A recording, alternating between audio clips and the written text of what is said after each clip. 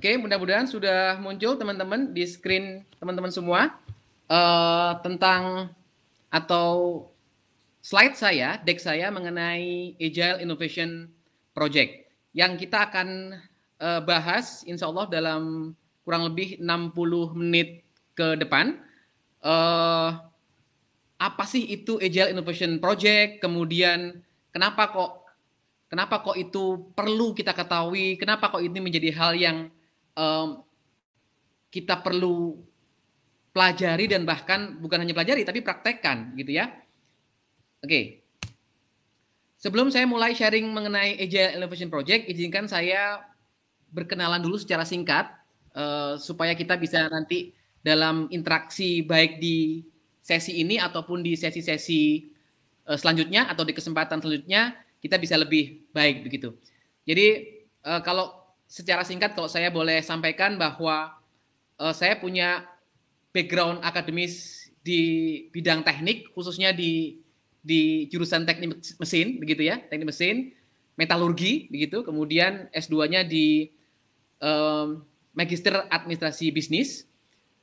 Pengalaman profesional mulai bekerja di perusahaan manufacturing, kemudian pindah ke perusahaan distributor alat berat, kemudian mencoba membangun sendiri usaha di bidang jasa pertambangan, sempat punya konsesi juga kecil-kecilan begitu, sebelum akhirnya di 2015-2016 saya fokus di CIAS, jadi consulting firm di bidang corporate innovation.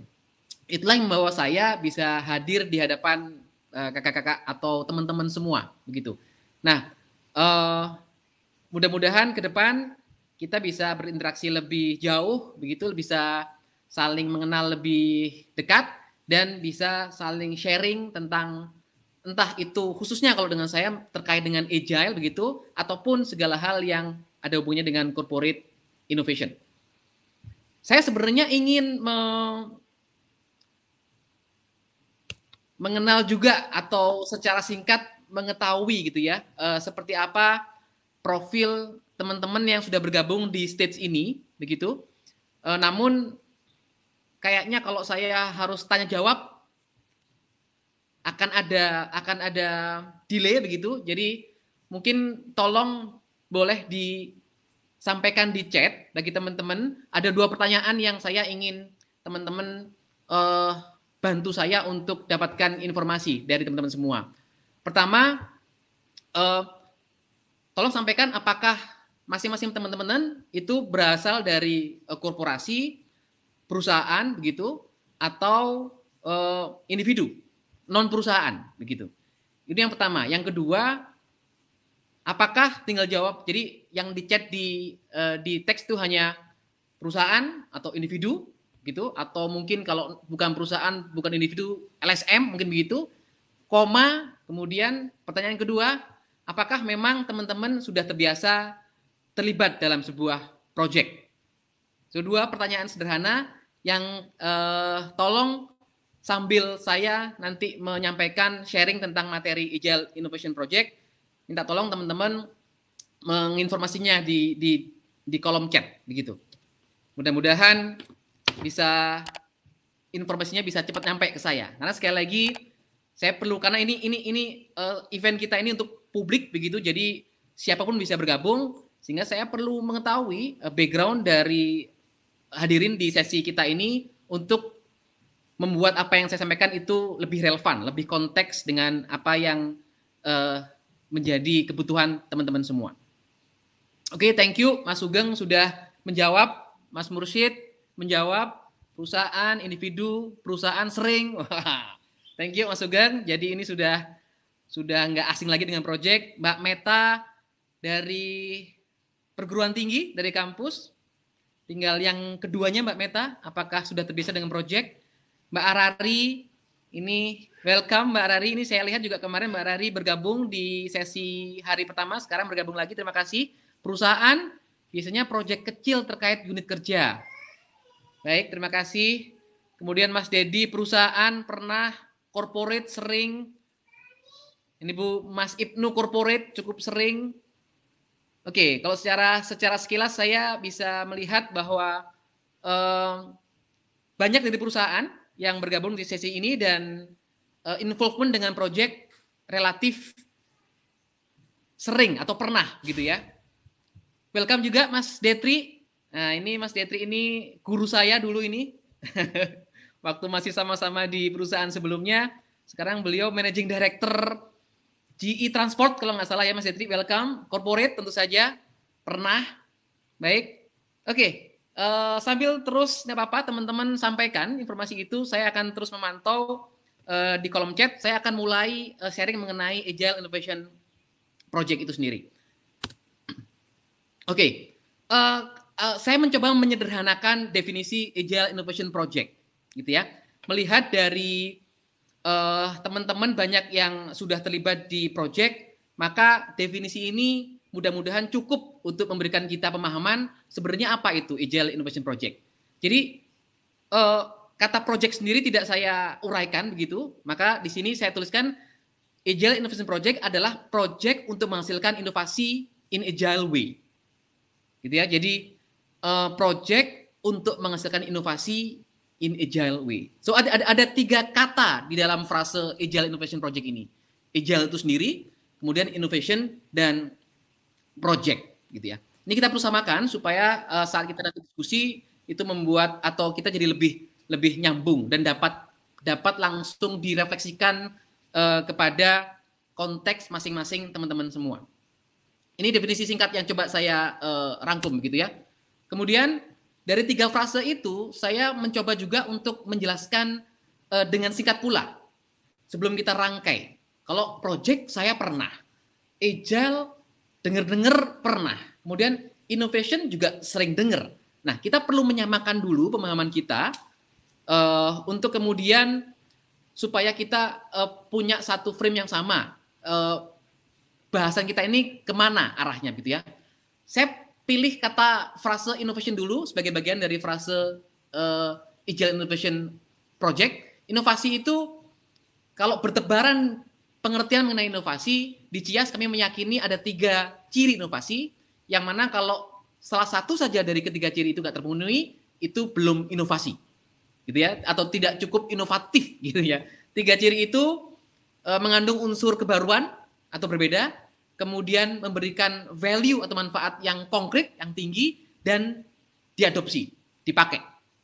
So, sekali lagi, kalau salah satu saja dari ketiga ciri itu nggak ada, itu tidak inovasi. Ini mengenai inovasi ya, jadi supaya kita sama pemahaman mengenai inovasi itu sendiri. Yang berikutnya adalah project. Jadi, saya ngambil definisi dari Oxford yang bilang bahwa project itu usaha individu ataupun usaha kolaboratif yang direncanakan dengan seksama dan ditujukan untuk mencapai goal spesifik. Gitu kira-kira gitu ya. Jadi bisa individu, bisa kolaboratif. Artinya bersama-sama begitu ya, bisa 2-3 orang tergantung konteksnya begitu ya. Yang memang itu direncanakan dengan seksama untuk mencapai tujuan spesifik tertentu. Ini project. Nah, karena tadi saya melihat beberapa teman-teman juga sering terlibat di dalam project, kita juga perlu menyamakan. Saya yakin teman-teman familiar dengan istilah project triangle, gitu ya. Project triangle ini 3 variabel. Ketika kita menjalankan project, ada 3 variabel yang perlu kita jaga dalam rangka supaya kualitas project kita tetap baik sesuai yang kita harapkan. 3 variabel itu adalah cost, kemudian time, kemudian scope. Nah ini saya yakin teman-teman yang sudah terbiasa terlibat project sudah familiar ya dengan project triangle ini. Jadi cost, time, dan scope. Yang mana kalau kita menemui kendala saat kita atau saat project kita sudah berjalan, maka ketiga variabel ini yang kemudian kita utak-utik. Ya, utak-utik itu artinya kita coba susun ulang, kemudian kita sesuaikan supaya tetap kualitasnya itu memenuhi yang diharapkan. Kalau ternyata project menemui kendala yang mengharuskan atau membuat akhirnya pimpinan project harus mengelola 3 variabel ini, mana yang variabel yang tidak boleh diubah misalkan atau tidak bisa berubah. Misalkan cost dari pimpinan perusahaan atau dari manajemen, ketika kita sudah update ada kendala di project, beliau bilang pokoknya cost-nya nggak boleh nambah. Nah, gitu ya. Contoh ya, kalau ketika cost nggak boleh nambah, maka kita akan melihat dua variabel yang scope atau time. Jadi entah kemudian setelah kita berhitung, time-nya akhirnya agak lebih molor, begitu. Atau kalau time-nya nggak bisa molor, cost-nya nggak boleh nambah, maka scope atau ya lingkup dari output deliverables-nya yang kita kemudian kompromikan. Yang tadinya berencana untuk membangun 10 rumah, misalkan ini proyek pembangunan rumah, ini jadinya cuma 8 atau 9, misalkan begitu. Begitu juga dengan kalau case-nya variabel lain yang tidak boleh dikompromikan. Misalkan scope tetap harus 10 rumah. Gimana caranya? Padahal ketemu kendala proyeknya. Maka yang coba untuk dilihat atau disesuaikan cost ataupun time. Bisa 10 rumah Pak, tetap tapi time-nya molor. Atau kemudian bisa 10 rumah, time nggak molor tapi cost-nya jadi nambah. Karena kita nambah orang atau nambah alat dan sebagainya. Nah, saya kira ini sudah cukup familiar dengan ketiga atau project triangle ini. Nah, inovasi sudah kita bahas, project sudah kita bahas. Ada kata agile di dalam frase agile innovation project. Lalu apa itu agile? Kalau teman-teman mencoba untuk searching belajar mengenai agile itu ya secara mandiri gitu ya, otodidak mencari referensi di internet, di YouTube dan sebagainya. Definisi agile itu sangat macam-macam begitu. Jadi tergantung siapa yang itu menyampaikan gitu ya, dan kalau kita kemudian mencoba untuk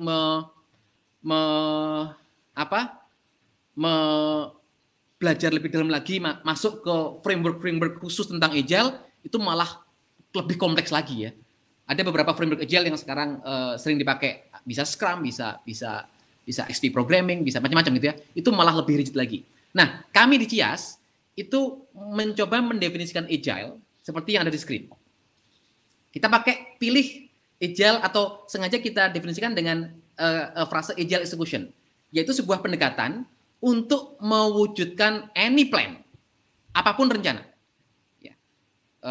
Jadi pendekatan untuk mewujudkan rencana apapun dalam siklus yang cepat dan interaksi yang bertumbuh. Ini ya. Jadi pendekatan untuk mewujudkan rencana dengan siklus yang tepat dan interaksi yang bertumbuh untuk menciptakan value tertinggi dalam waktu tersingkat. Nah, ini kalimat yang terakhir ini, menciptakan value tertinggi dalam waktu tersingkat. Ini kalau kita omongin kepada stakeholder nih, ini stakeholder langsung bisa ya gitu ya. Gitu ya, biasanya kalau kita ngomongin deliver value tinggi dalam waktu singkat, itu kemudian membuat stakeholder atau pihak-pihak dengan jadi semakin tertarik gitu ya. Nah, ini agile itu sendiri. Dan kalau kita kaitkan dengan tiga atau project triangle tadi, yaitu mengenai cost, time, dan scope, agile gitu ya. Kalau kita menjalankan project agile, itu membuat kita punya variabel keempat selain tiga tadi itu. Apa itu? Jadi selain time, scope, dan cost, kita jadi punya satu tambahan variabel, yaitu ways of working, cara kita kerja, cara tim kita bekerja, gitu. Sehingga kalau time nggak boleh molor, kalau cost atau resources nggak boleh nambah, kalau scope juga nggak boleh direduksi, dikompromikan. Loh, kita bisa apa gitu ya? Misalnya kita sebagai penanggung jawab proyek ya, ada satu variabel yang kemudian dengan agile kita jadi punya senjata tambahan, variabel keempat, yaitu ways of working. Cara kita bekerja, cara tim kita melakukan activity. Jadi kalau misalkan selama ini cara kita dealing dengan supplier itu sudah dengan proses yang baku, bahkan mungkin sudah ada SOP-nya begitu.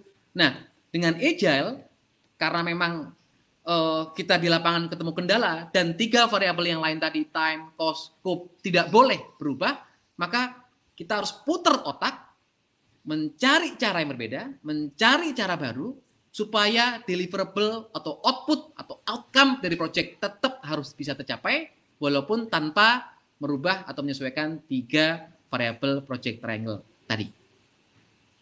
Gitu ya. Nah, kok bisa agile seperti itu? Ya, kok bisa agile seperti itu? Saya akan coba jelaskan sesingkat mungkin ya, supaya nggak terlalu banyak teori. Nah, intinya begini. Pendekatan agile itu mengajak kita selalu mendeliver outcomes. Tadi ada kata-kata in rapid cycle. Kalau teman-teman lihat di slide ini, gambar bagian atas, gitu ya. Ini mudah-mudahan kursor saya bisa dilihat.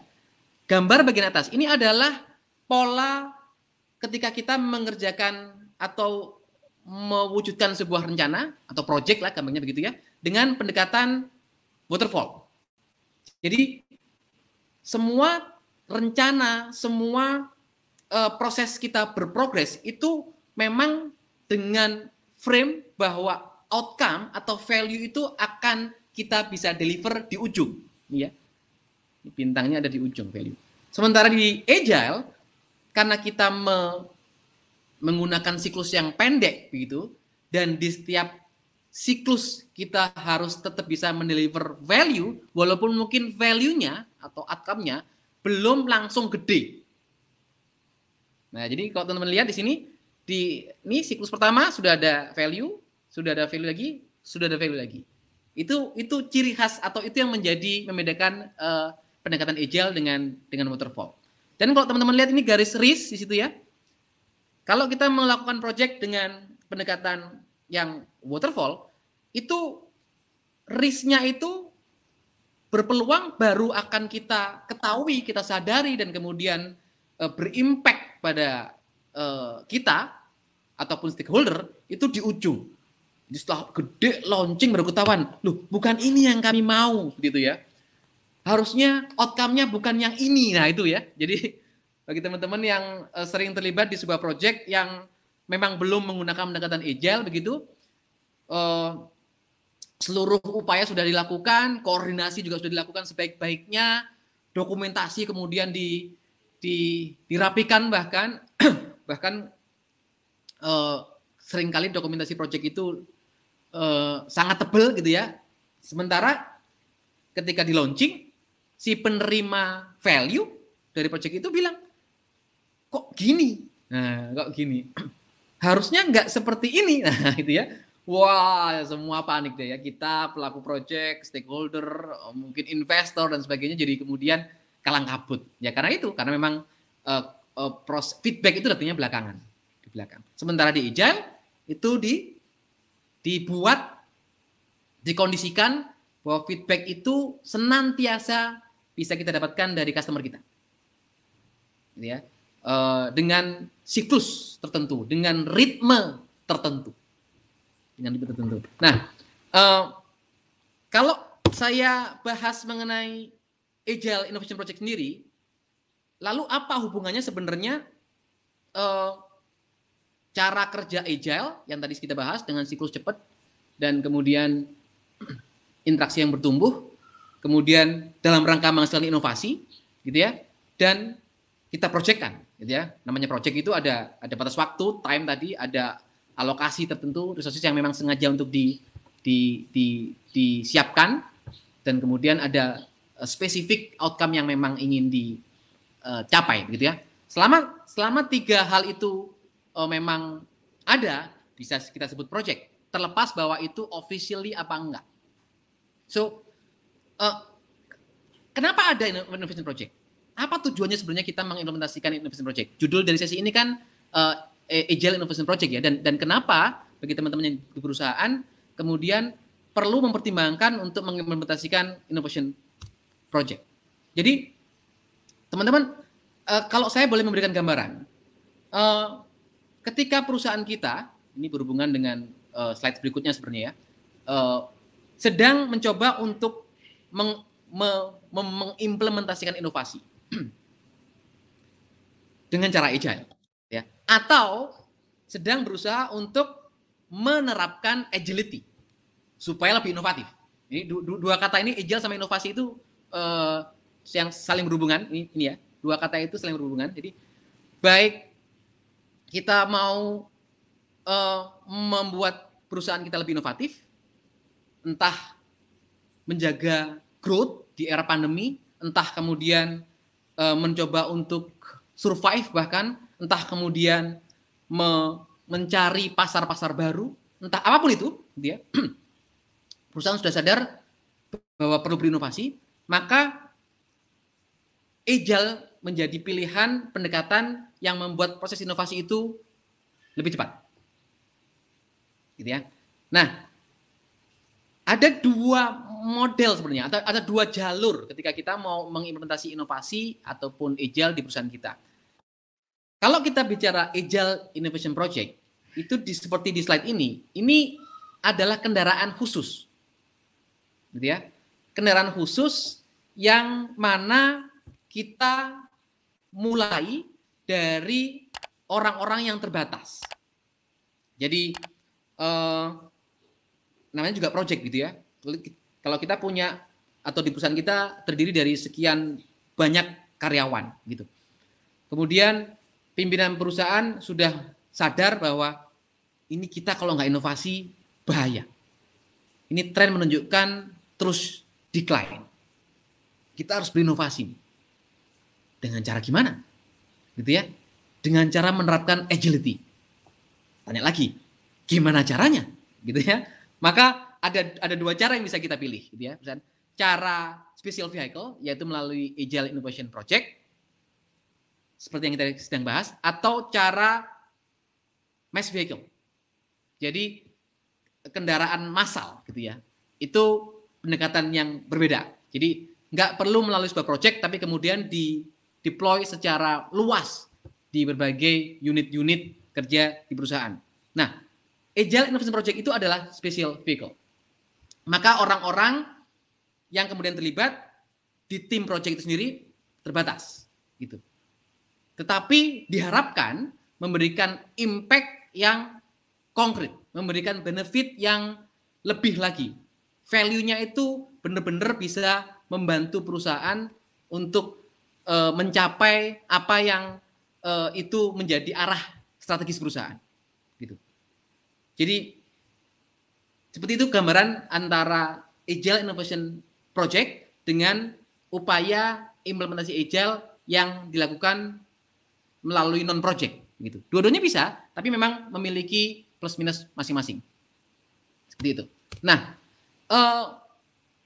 Agile juga beberapa teman-teman bisa lihat banyak survei atau banyak riset yang menunjukkan bahwa betapa pendekatan Agile itu membuat atau meningkatkan success rate project.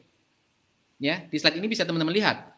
Untuk project large bahkan itu peningkatan success rate-nya itu bisa sampai double. Gitu. Medium project 19 ke 31% seperti yang bisa teman-teman lihat. Small project mungkin impact-nya juga akan lebih kecil gitu ya. Yang jelas karena memang karakteristik Agile yang speed-nya cepat, kemudian selalu inspect and adapt, kemudian fail fast, learn faster, itu maka membuat Agile project itu bisa membantu perusahaan untuk bisa lebih meningkatkan success rate project-projectnya. Selain mengenai success rate, ada beberapa benefit yang hasil masih survei dari Stannis Group yang mengatakan bahwa para praktisi Agile itu memberikan respon gitu ya, testimoni seberapa sih atau apa saja benefit dan seberapa besar benefit itu dirasakan oleh para praktisi Agile ini dalam 5 elemen yang ditanya ini. Pertama, menekan risiko project. Jadi 76% pelaku Agile ini mengiyakan bahwa iya betul, ketika kami pakai pendekatan Agile, itu risiko project bisa kita tekan. Gitu ya, 76% mengatakan iya. Ya, logiknya ya memang karena kita mendeliver outcome yang kumulatif tadi ya. Tidak langsung gede dan tidak langsung kita ukurnya di ujung. Melainkan di setiap siklus cepat. So, masuk akal sebenarnya ketika kemudian kita bisa mengelola atau menekan risiko project. Begitu. Yang kedua, kecepatan time to market.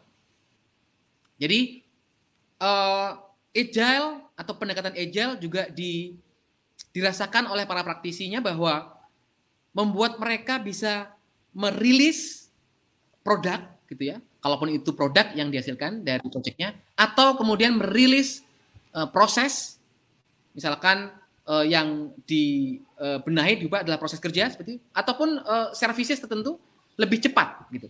Kenapa? Karena agile tidak menuntut harus selesai sempurna baru kemudian dirilis. Ya, ini kalau teman-teman perhatikan rasakan sama dengan kalau kita tahu ya, kita pernah pakai aplikasi-aplikasi yang dirilis itu ya, selalu ada versi-versinya gitu ya, versi 1.0, 1.2, 1.3 dan seterusnya. Karena mereka nggak nunggu sempurna untuk mendirilis, yang penting benar-benar ada value ya bagi customer, mereka rilis. Dan ketika sudah dirilis terbukti dapat traction, sambil mereka kemudian berbagi untuk kemudian disempurnakan. Seperti itu. Kemudian improve tim moral dan motivation. Nah, ini menarik nih. Beberapa Cias ya, kami mendampingi beberapa klien kami yang juga menjalankan inisiatif Agile Innovation Project begitu. Nah, kolaborasi yang terjadi di dalam Agile Squad itu benar-benar lintas fungsi dan benar-benar mengedepankan nilai-nilai Agile gitu ya, antara lain keterbukaan. Semuanya bisa semua orang tahu progres semuanya, gitu ya. Dan tidak perlu ada yang merasa bersalah atau kemudian merasa menyembunyikan, gitu ya. Ketika ada bagian atau tugas-tugas yang memang tidak bisa terselesaikan oleh seorang anggota tim, itu secara terbuka disampaikan kepada tim yang lainnya. Dan karena spirit kolaborasi ini terus didengung-dengungkan di dalam tim itu, akhirnya task yang tidak terselesaikan itu pun bisa terselesaikan hasil keterbukaan dan hasil juga dari dorongan orang lain yang berusaha untuk membantu. Maka tidak heran sebuah tim yang menjalankan pendekatan agile itu knowledge, kemudian ownership, kemudian experience anggota di dalam squad itu kalau dibandingkan before dan after mereka terlibat di project itu meningkat sangat signifikan. Kenapa? Karena proses pembelajarannya itu lintas fungsi, lintas literatur. Mereka belajar, saya misalkan member dari bagian teknis, kemudian ada teman saya squad member, dia bagian administrasi begitu, atau ya ada task dia yang nggak bisa dilakukan, kemudian dia terbuka minta support, dan setelah ditakar kayaknya ini nggak butuh kompetensi spesifik khusus gitu ya, sehingga setiap orang sebenarnya bisa melakukannya, maka saya misalkan rela membantu gitu, maka saya jadi belajar gitu ya. Oh begini toh cara teman-teman di bagian tertentu itu menjalankan pekerjaannya. Oh ini toh hal-hal yang kemudian harus diperhatikan. Oh ini toh begitu banyak yang kemudian hal yang kemudian diketahui oleh member ketika kemudian terlibat di dalam sebuah agile squad. Itulah yang membuat moral dan motivasi tim itu meningkat.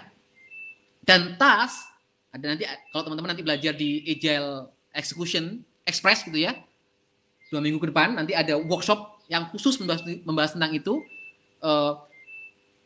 Backlog atau agenda kerja yang dibuat di tim Agile atau squad Agile itu sengaja dalam ukuran yang memang ketakar bisa dilaksanakan.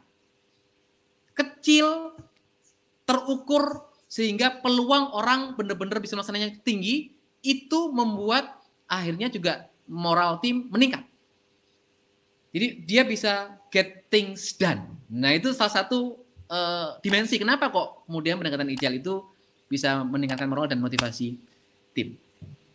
Tim productivity jelas itu akan berimpact kepada produktivitas tim ketika kemudian moral dan motivasinya meningkat, dan ini juga kemampuan untuk mengelola prioritas juga meningkat dengan sangat signifikan. Gitu. Nah, ketika kita mau menjalankan sebuah Agile Innovation Project, ada 3 inisial aset yang harus kita miliki, yang harus kita siapkan, gitu ya. Unless kalau ketiga ini nggak disiapkan, ya membuat akhirnya project atau Agile Innovation Project itu tidak berjalan dengan seperti yang kita harapkan. Yang pertama misi, yang kedua tim, yang ketiga alliance. Misi bukan barang baru ya. Kalau kita punya project kan pasti harus punya goal, gitu ya. Namun yang membedakan di misinya Agile Innovation Project adalah 3 syarat ini. Syarat kedua, nah ini yang mungkin beberapa teman-teman sudah terbiasa memenuhi misi ini. Ada yang kemudian pernah juga mengalami terlibat di sebuah project yang misinya nggak cukup clear, goalnya nggak cukup clear. Nah, padahal kalau kita mau memulai sebuah Agile Innovation Project, misi yang menjadi salah satu inisial aset yang harus dimiliki squad itu perlu memiliki 3 ciri ini. Yang dimaksud aspirasional atau breakthrough itu adalah begini.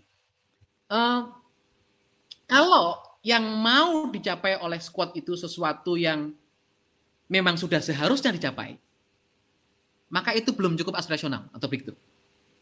Gitu ya. Jadi karena memang pendekatan Agile tadi ya, ada definisi di depan tadi, creates the highest value in the shortest time, gitu ya. Maka kalau memang capaian yang mau dituju itu sesuatu yang sudah seharusnya dicapai oleh tim, ya nggak usah di-Agile squad kan. Ya sudah, disuruh kerja aja apa adanya, sesuai dengan sesuai dengan job desk masing-masing, sesuai dengan tanggung jawab masing-masing yang ada di SOP perusahaan atau organisasi begitu. Nah, di Agile itu misinya harus sesuatu yang breakthrough, sesuatu yang bahkan mungkin belum pernah tercapai sebelumnya. Ini yang saya pernah contohkan begitu ya di beberapa video saya. Misalkan ini di tengah pandemi nih, di tengah pandemi. Kemudian ada arahan dari pimpinan. Ini kalau kita tidak meningkatkan pencapaian sales kita, alamat nanti di akhir tahun atau di tengah tahun depan gitu ya, paling lambat atau paling bisa bertahan, kita harus mengurangi karyawan kita. Misalkan gitu. Maka saya minta tim sales untuk breakthrough. Ini di masa pandemi disuruh jaga sales aja tetap stabil aja ngos-ngosan, ini kok disuruh naikin gitu ya.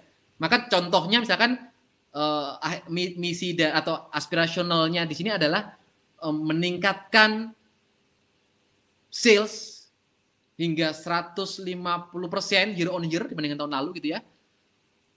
Dengan OPEX yang hanya boleh naik maksimal 10%, misalkan begitu. Nah, itu ya. Jadi 150% dan batasan OPEX tadi itu adalah atribut yang memenuhi syarat kedua, kuantitatif. Jadi aspirasionalnya dapat, tapi walaupun aspirasional atau breakthrough tetap harus ada kuantifikasinya. Supaya baik squad ataupun seluruh stakeholder yang terkait dengan squad itu nanti bisa sama-sama ngukur, bisa sama-sama tahu seberapa squad ini mencapai misinya, gitu ya. Contoh yang tadi itu, meningkatkan penjualan hingga 150% increase-nya gitu ya, year on year dibandingkan tahun lalu.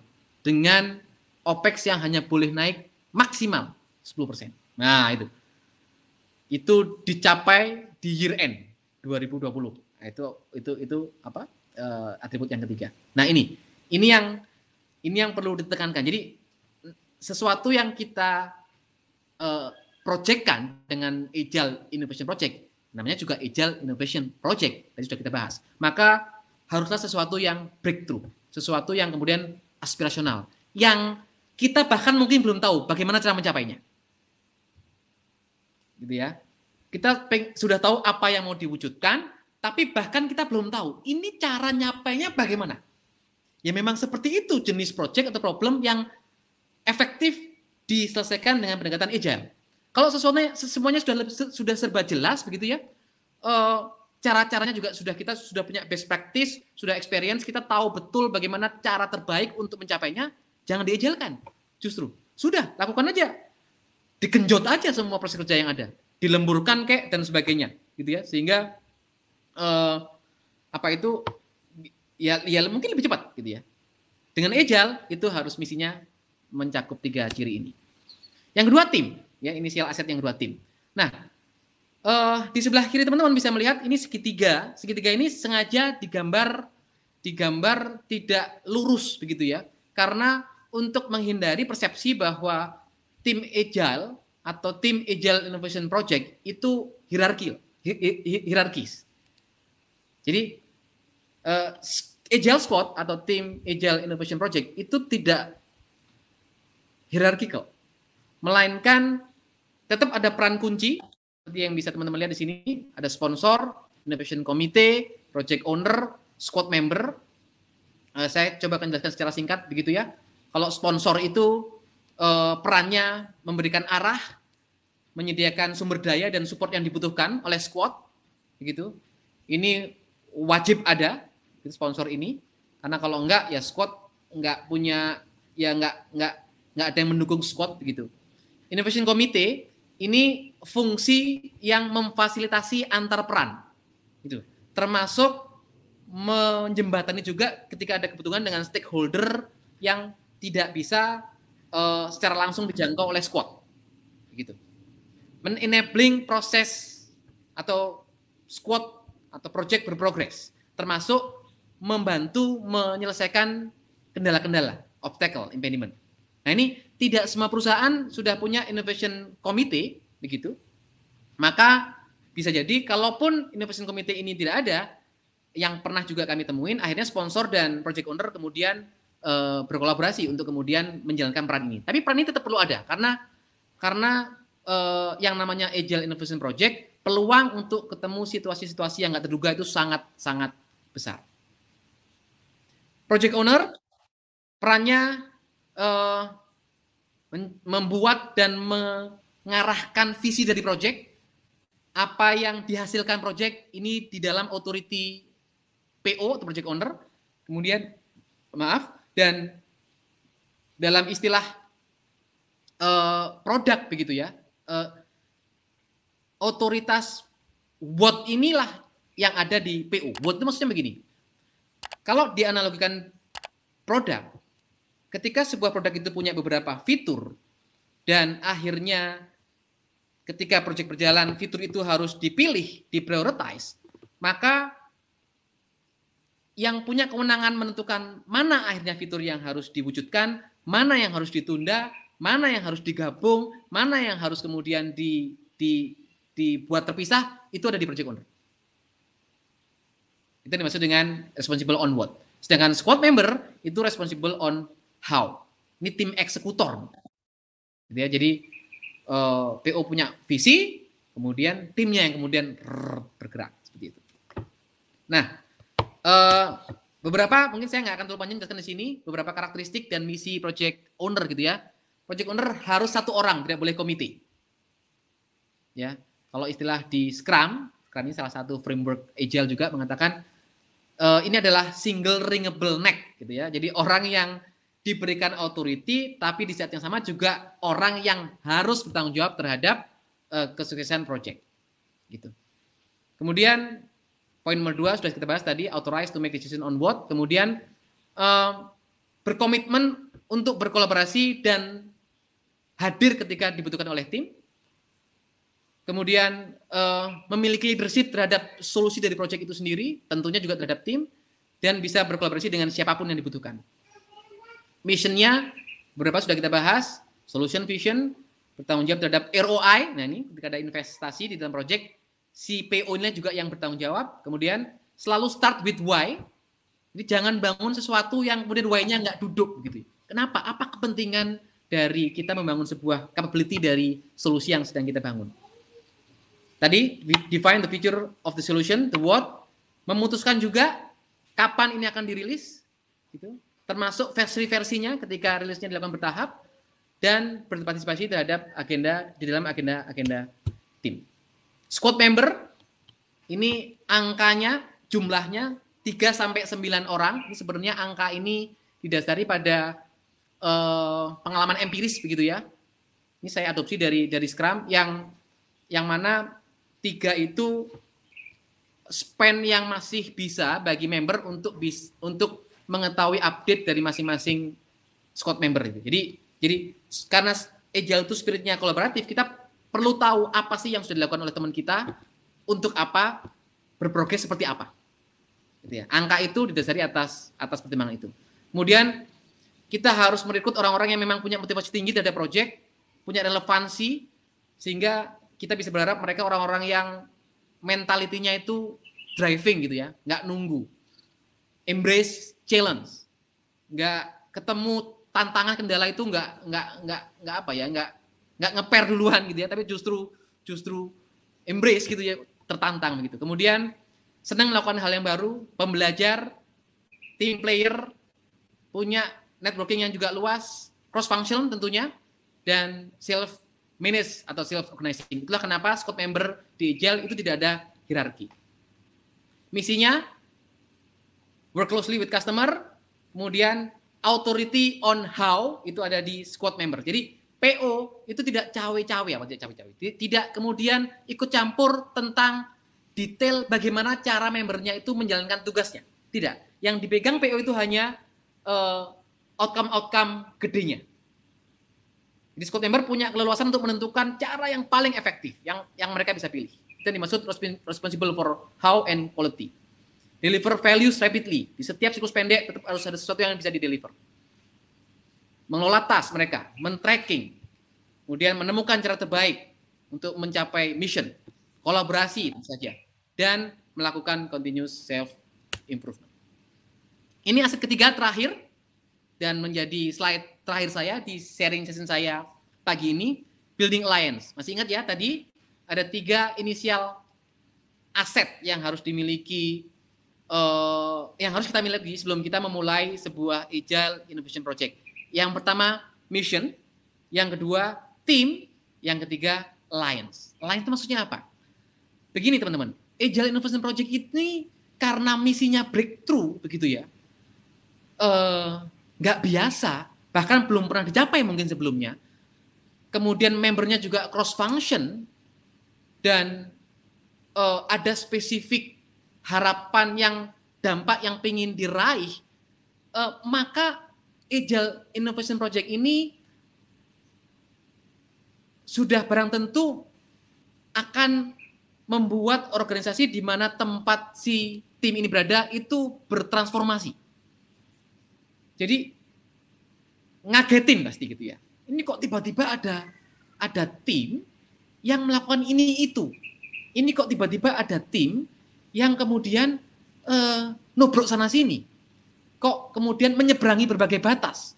Kemudian, nah itu akan seperti gitu respon ini. Kok nggak biasa, gitu ya? Kok nggak sesuai dengan yang sudah diatur, gitu ya? Ya memang seperti itu Agile dan memang seperti itu sebuah inovasi, gitu ya. Maka Agile Innovation Project sudah barang tentu pasti akan membutuhkan support dari related stakeholders, gitu ya. Sudah pasti. Maka aliansi itu harus dibangun sejak awal, bahkan sebelum squad itu kick off. Contoh di sini, kalau kita terkait anggaran, gitu ya, nggak ada anggaran, tiba-tiba ada squad, gitu ya, atau tim, ya pasti kita harus ngobrol dengan teman-teman finance, gitu.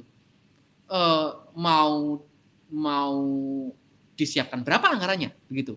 Kemudian terkait dengan tim yang akan kita rekrut, yang sangat mungkin dan memang itu dipersyaratkan di Agile, itu kita ambil dari berbagai macam fungsi yang memang cross, begitu. Tentu bagi teman-teman HC yang ngatur orang bikin bingung, ini orang-orangnya kok terlibat di squad, gimana ngaturnya, gitu ya. Nah itu akan ketemu, gitu ya.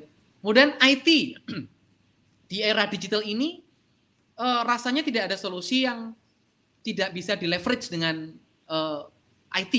ya, teknologi IT yang saat ini sudah berkembang sangat cepat gitu ya. Kalaupun memang ide asalnya solusinya tidak selalu sebuah produk IT gitu ya, tetapi dengan teknologi IT itu effectiveness solusi itu akan bisa lebih besar, lebih masif. Maka segala hal yang terkait dengan kebutuhan IT itu juga sudah harus mulai dikomunikasikan mengenai ini nanti gimana ya keselarasan dengan desain IT arsitektur sebuah perusahaan.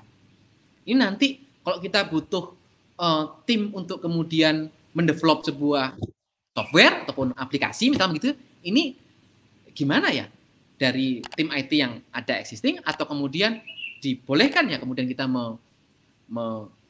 merekrut dari eksternal. Gimana ya terkait dengan compliance beberapa rules IT-nya dengan segala macam aturan-aturan testingnya mungkin gitu ya. Nah ini yang memang harus kita bangun alliance. Dan external parties gitu ya, pihak-pihak luar yang memang ditaker akan bersinggungan, akan dibutuhkan supportnya sehingga project atau Agile Innovation Project ini benar-benar bisa mencapai misi yang ditetapkan di depan.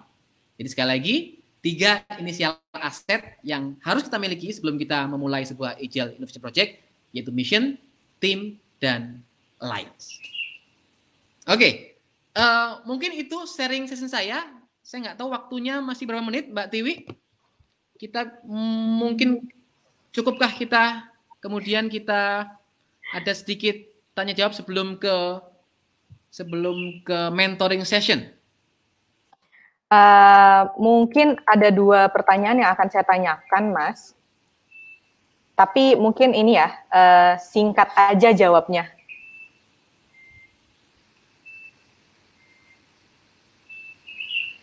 Oke, Pak Taufik ada pertanyaan di stage.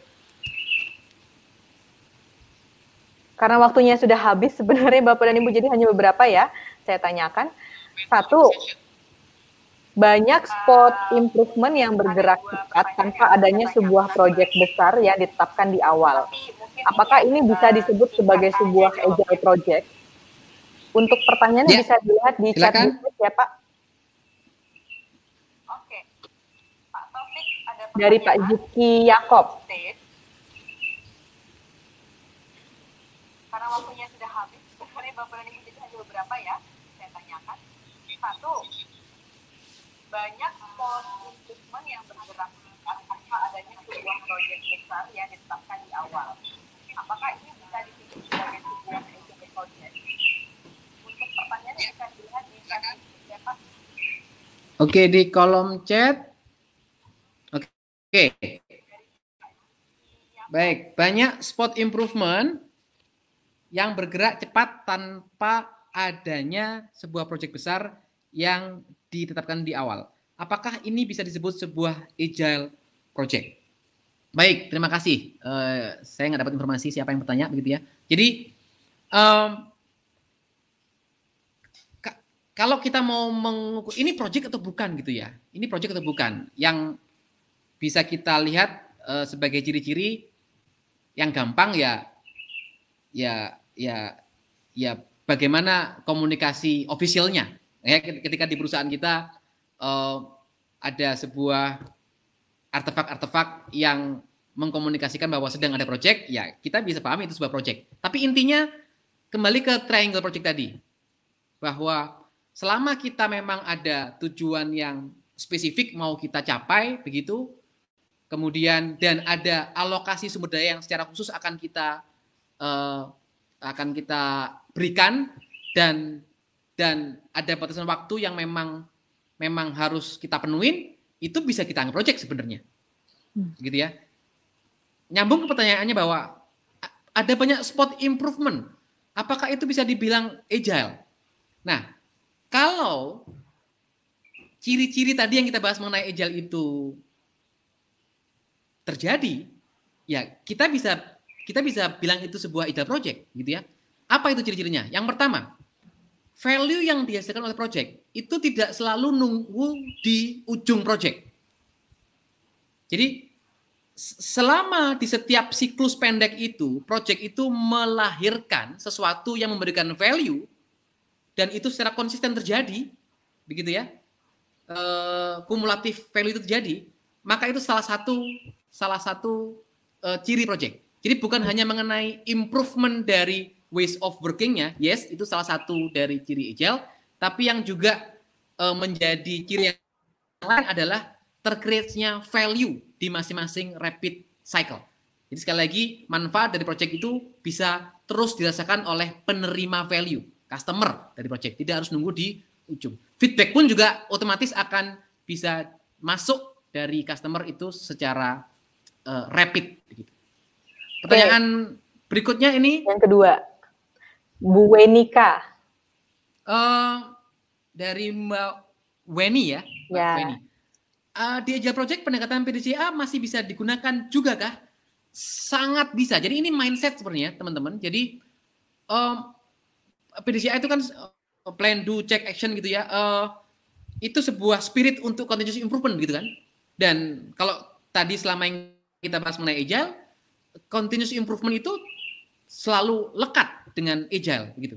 Makanya bagi teman-teman yang mungkin punya background praktisi PDCA, Kaizen, Six Sigma, saya dulu juga praktisi Six Sigma ya, seperti Pak Detri yang hadir di sini tadi, Black Belt Six Sigma begitu ya.